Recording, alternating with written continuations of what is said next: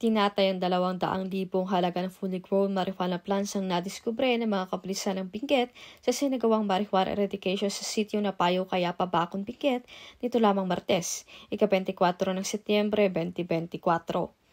Ayon kay Police Colonel Joseph P. Bayongasan, Provincial Director ng Benguet Police Provincial Office, naging matagumpay ang operasyon sa pinagsanib ng pwersa ng mga pulisya sa pangunguna ng Bacon Municipal Police Station.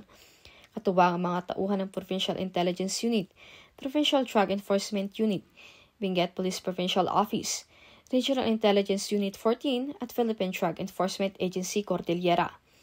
Nagresulta ang operasyon sa pagkakadiskubre ng isang plantasyon ng marijuana na may tinatayang kabuoang lawak na 100 square meters at may nakatanim na 1,000 pirasong fully grown marijuana plants na nagkakahalaga ng 200,000 piso.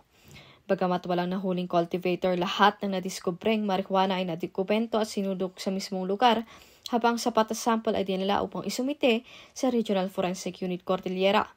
Bagamat walang nahuling cultivator, lahat ng nadiskubreng marijuana ay naidokumento at sinulog sa mismong lugar, habang ang sapat na sample ay dinala upang isumite sa Regional Forensic Unit Cordillera para sa qualitative test. Ang pagpuksang ito ng kapulisan ay ang patuloy na pagsuporta sa kasalukuyang administrasyon na naglalayong maging illegal drug-free ang ating bansa. Mula dito sa Rehiong Cordillera, ako po ang inyong PNN correspondent, Patrol Woman Ronaldin Layang, alagad ng batas, tagataguyod ng balitang pulis.